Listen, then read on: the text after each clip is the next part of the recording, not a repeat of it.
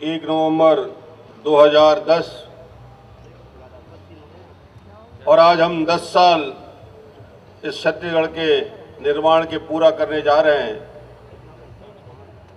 ऐसा लगता है कि इंद्रदेव की भी कृपा और वो भी बरसात की बूंदों से छत्तीसगढ़ के 2 करोड़ 10 लाख लोगों का स्वागत कर रहे हैं। और मगर आपकी हिम्मत है कि बरसात हो, पानी हो, बर्फ गिरे, मगर छत्तीसगढ़ के लोग इस भीगते हुए बारिश में भी इस समारोह में आपकी उपस्थिति बताती है कि कितनी ताकत, कितनी ऊर्जा, कितना हिम्मत है छत्तीसगढ़िया लोगों में। मैं आपका अभिनंदन करता हूं कि आप इस लगातार सुबह शाम से बारिश में भी आप सब यहां मौजूद हैं। आज ये हम सबके लिए गौरव का विषय है कि आज के कार्यक्रम के हमारे मुख्य अतिथि जो आज दिल्ली से चल के लगातार आंख की परेशानी तकलीफ के बाद अरुण जेटली जी जो राज्यसभा में हमारे नेता प्रतिपक्ष हैं, मैं उनका छत्तीसगढ़ के 2 करोड़ 10 लाख लोगों की ओर से, मंच में बैठे हुए सारे हमारे पदाधिकारियों की ओर से छत्तीसगढ़ में आज यहाँ आए हैं, स्वागत करता हूं, अभिनंदन करता हूं। यहाँ उपस्थित हमारे सारे वरिष्ठ नेतागण, सम्मानीय विधानसभा अध्यक्ष धर्म कौशिक जी, सम्मानीय संस्कृति मंत्री बृजमोहन अग्रवाल जी, सम्मानीय हमारे वरिष्ठ मंत्रीगण पुन्नूलाल मोहले जी, सम्मानीय चंद्रशेखर साहू जी, राजेश मुड़त जी, लता उसेंडे जी, केदार कश्यप जी, यहाँ उपस्थित हमारे सांसद राज्यसभा गोपाल व्यास जी, किरणमयी नायक जी, लक्ष्मी वर्मा, जिला पंचायत के अध्यक्ष, मुख्य सचिव, डीजी पुलिस और सारे वरिष्ठ अधिकारी, अलंकरण जिन्हें मिला, जिन्हें आज सम्मानित किया गया, छत्तीसगढ़ के माटी के वो सपूत जिन्होंने अलग अलग क्षेत्रों में छत्तीसगढ़ को गौरवान्वित करके छत्तीसगढ़ की कला, छत्तीसगढ़ की संस्कृति और छत्तीसगढ़ की पहचान और यहाँ के विकास में भागीदारी देने वाले अलंकरण समारोह में सम्मानित सभी यहाँ मंच में बैठे हुए सारे विशिष्टगण, यहाँ उपस्थित इलेक्ट्रॉनिक और प्रिंट मीडिया के साथी और आप सबकी उपस्थिति में और इस व्यापार और इस उद्योग के इस विकास की प्रदर्शनी में साथ चलने वाले CII और हमारे दूसरे व्यापारिक संगठन, यहाँ इस भीगते हुए बारिश में सारे के सारे लोग जो आज यहाँ मौजूद हैं, मैं आप सबकी ओर से 10 साल का ये दौर हमारा पूरा हुआ। और जैसे बृजमोहन जी ने कहा कि आज के दिन हम हमेशा याद करते हैं कि छत्तीसगढ़ के निर्माण करने वाले माननीय अटल बिहारी वाजपेयी जी को, पूर्व प्रधानमंत्री माननीय अडवाणी जी को और माननीय अरुण जेटली को, इसलिए कि उस समय वो विधि मंत्री थे और विधि मंत्री, कानून मंत्री की हैसियत से छत्तीसगढ़ के निर्माण में सबसे महत्वपूर्ण भूमिका अरुण जेटली जी की रही है। उनका स्वागत करें। बिलासपुर के हाई कोर्ट का निर्माण, पुन्नूलाल मोहले जी मुझे याद दिला रहे थे कि हाई कोर्ट के निर्माण में पहला पत्थर यदि किसी ने रखा और विधि मंत्री के नाते बिलासपुर में छत्तीसगढ़ को कोर्ट दिया, तो ऐसे अरुण जेटली जी आज हमारे बीच उपस्थित हैं। मैं आप सब की ओर से और आज यहाँ मौजूद हम सब इस 10 साल के विकास यात्रा में कहाँ हम पहुंचे हैं और आने वाले 10 साल में इस विकास को हमको और किस ऊंचाई तक ले जाना है, एक दृढ़ संकल्प के साथ, एक इच्छा शक्ति के साथ समाज के सभी क्षेत्र का विकास करने की कल्पना और सपना हमने जो देखा है इस 10 साल में पूरा करने का प्रयास हमने किया है। ऊर्जा का क्षेत्र हो, उद्योग का क्षेत्र हो, GDP का ग्रोथ यदि 11.47 छत्तीसगढ़ का है और देश का सर्वाधिक है, तो इसके लिए छत्तीसगढ़ के 2 करोड़ 10 लाख लोग आप जवाबदार हैं कि हम देश में पहले नंबर पे हैं विकास की उस गति में। एग्रीकल्चर सेक्टर में यदि 4.92 का ग्रोथ होता है तो छत्तीसगढ़ के किसानों की ताकत और मेहनत की वजह से आज कृषि क्षेत्र में इतनी उन्नति हुई कि 2000 में और 2001 में जब राज्य का निर्माण हुआ था, उस समय 7 लाख और 8 लाख मैट्रिक टन धान की खरीदी होती थी, वो बढ़ के 10 लाख, 10 से 20 लाख, 20 से 40, 44 लाख। पिछले साल हमने 44 लाख मैट्रिक टन धान खरीदी की थी, 4500 करोड़ का, और इस साल हमें लगता है कि 50 लाख मैट्रिक टन हम पार कर जाएंगे और 5300 करोड़ से ज्यादा की धान की खरीदी हमको करना पड़ेगा। हिंदुस्तान का 36 लाख गरीब परिवार के जो सबसे गरीब परिवार है और गरीब परिवारों के लिए जो योजना बनी है, ऐसे 36 लाख परिवारों को यदि 1 रुपये 2 रुपये किलो चावल की योजना बनी है, ये देश में छत्तीसगढ़ का पीडीएस अपना विशिष्ट स्थान बनाया है। और आज छत्तीसगढ़ मॉडल पे चल के देश पे खाद्यान्न सुरक्षा पीडीएस की नीति दिल्ली में बन रही है और मॉडल होगा छत्तीसगढ़ का, जो आप लोगों ने बनाया है, मंच में बैठे हुए लोगों ने बनाया है। ये पहचान छत्तीसगढ़ की कि हम पैडी प्रोक्योरमेंट से लेकर पीडीएस तक, इंडस्ट्रियल ग्रोथ से लेकर एग्रीकल्चर सेक्टर में, हम सोशल सेक्टर में बेहतर काम करके बच्चों का दिल का ऑपरेशन ही नहीं कराते, कॉक्लियर इम्प्लांट ही नहीं कराते, गरीबी सीमा के नीचे रहने वाले लोगों के लिए बाईपास सर्जरी की व्यवस्था नहीं 21 लाख परिवारों को स्वास्थ्य सुरक्षा योजना में जोड़ के 30,000 तक की उनके स्वास्थ्य की गारंटी के लिए हम 30,000 का स्मार्ट कार्ड देते हैं। और गरीबों के साथ साथ जो हमारी बड़ी चुनौती 2001 में जब इन्फेंट मॉर्टेलिटी रेट IMR शिशु मृत्यु दर 95 था, ये बड़ी चुनौती थी, उसको घटा के इस 2000 से 2010 की यात्रा में 95 से घटा के 57 तक हमने किया है। MMR को हमने कम किया है, कुपोषण को हमने कम किया है।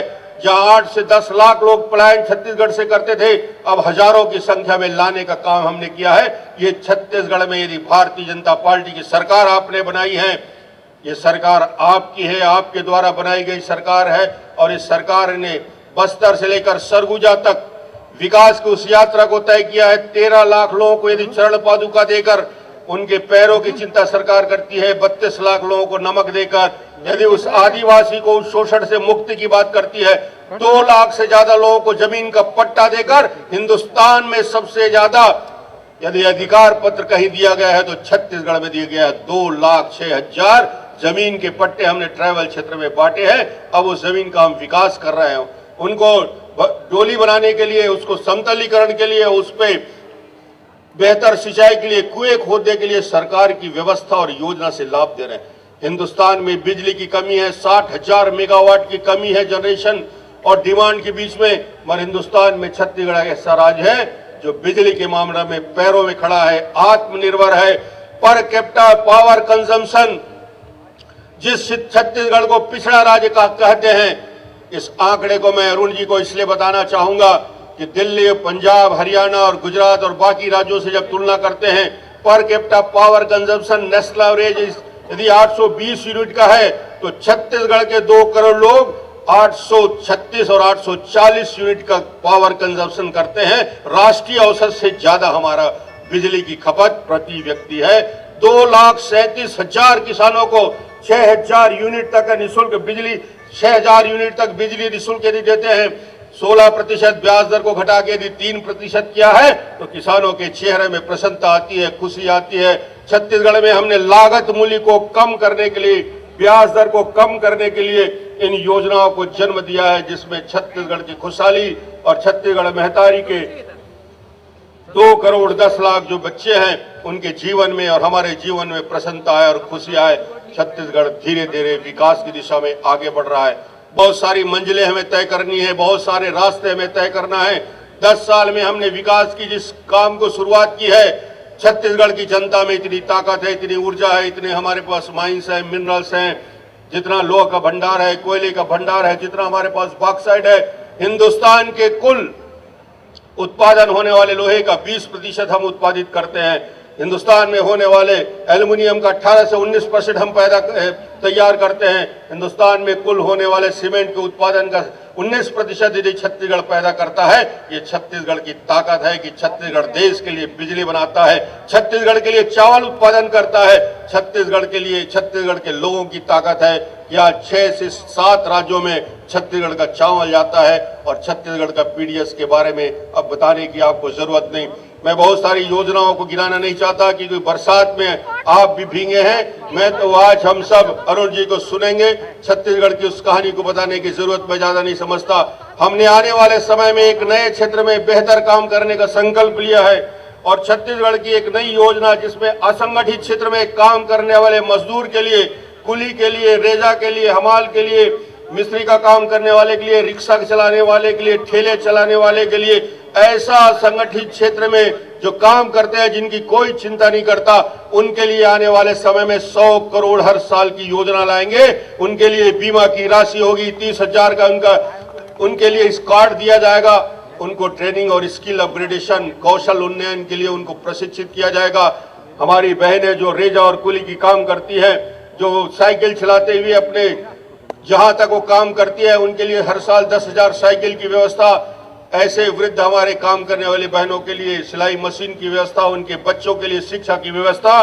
और छत्तीसगढ़ में ऐसे निर्माण के काम करने वाले सन्निर्माण कर्मकार, और इनके लिए मैं आज ही इस बात को चंद्रशेखर जी से हमारी बात हुई है और इसके लिए एक बोर्ड का गठन करके इनके विकास के लिए आने वाले समय में एक बड़ी कार्य योजना का शुरुआत हम करने जा रहे हैं। छत्तीसगढ़ में सबसे ज्यादा मांग और सबसे ज्यादा आवश्यकता 75,000 पंप के कनेक्शन थे जब छत्तीसगढ़ का निर्माण हुआ, और 10 साल के अंदर और इस 7 साल की यात्रा में 75,000 से बढ़ के 2,37,000 पंप कनेक्शन हो गए।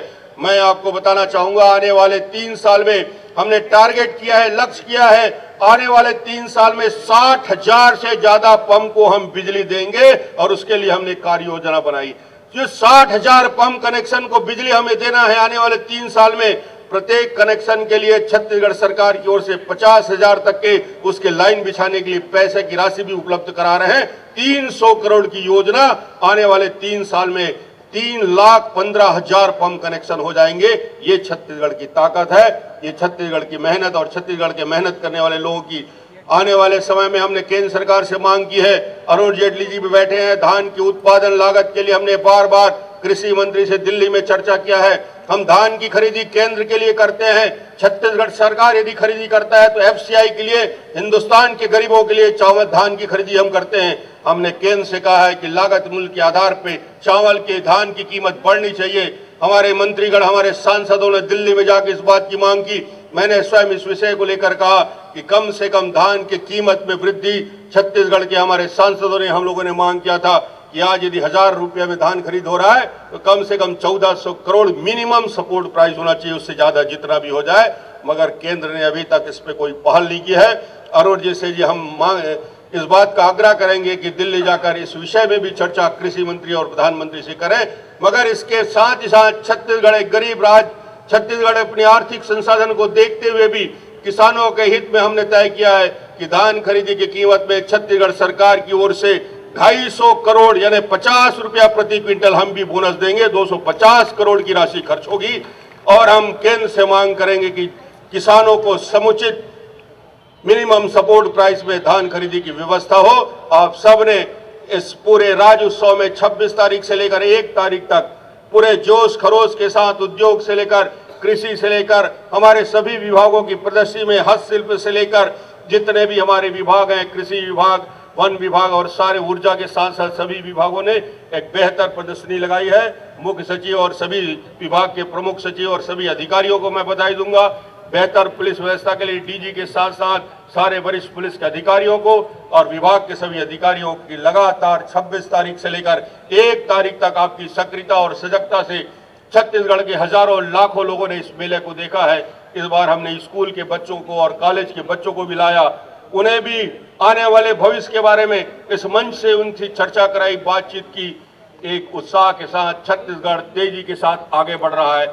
इस तेजी में हम और आप मिलकर इस छत्तीसगढ़ महतारी को हिंदुस्तान में बेहतर से बेहतर स्थान बनाने के लिए और जो सपना और जो संकल्प हमने किया है कि 2010 में हम जहां पहुंचे हैं, एक हमारे छोटा सा एक पड़ाव है, मंजिल हमारी 2020 आते आते छत्तीसगढ़ हिंदुस्तान के विकसित राज्यों में पहले और दूसरे और तीसरे नंबर में छत्तीसगढ़ का स्थान होगा। ये बात मैं आप लोगों की वजह से कहना चाहता हूं। ये ताकत छत्तीसगढ़ में है कि हम देश में सबसे बेहतर राज्य की श्रेणी में अपने राज्य को ले जाएंगे, आर्थिक दृष्टि से, सामाजिक क्षेत्र में, और छत्तीसगढ़ की कला और संस्कृति के क्षेत्र में एक बेहतर स्थान दिया है। आप सबने बहुत इंतजार किया, बहुत सुना। एक नारा छत्तीसगढ़ का सबको लगाना है और उसके बाद मैं अपनी बात समाप्त करूंगा। जय छत्तीसगढ़ का नारा गूंजना चाहिए। आप भींगे जरूर है मगर आपकी ताकत और ऊर्जा खत्म नहीं हुई। जय छत्तीसगढ़। थोड़ा दूर तक आवाज जाना चाहिए, पीछे वाले लोग थोड़ा ठंड में ज्यादा सिकुड़े हुए हैं। जय छत्तीसगढ़। और एक नारा सबले बढ़िया छत्तीसगढ़िया। और ये सारे लोग जो दूर दूर बैठे हैं, छत्तीसगढ़ की इस बात को इस रायपुर की सीमा के बाहर जाना चाहिए। सबले बढ़िया, सबले बढ़िया। धन्यवाद।